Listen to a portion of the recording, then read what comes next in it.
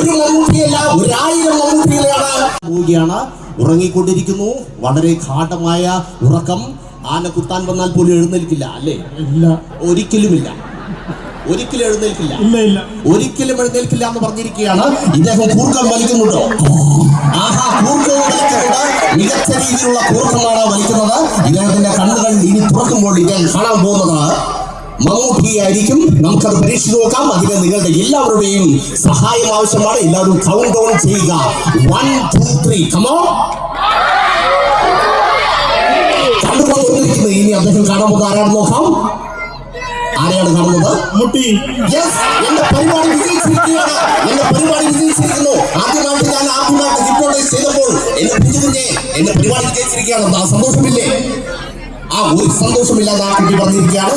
അപ്പോ ഇത്രയും വലിയൊരു വിജയം എന്റെ മജീഷ്യൻ കരിയറിൽ ഇതുവരെ ഉണ്ടായിട്ടില്ല.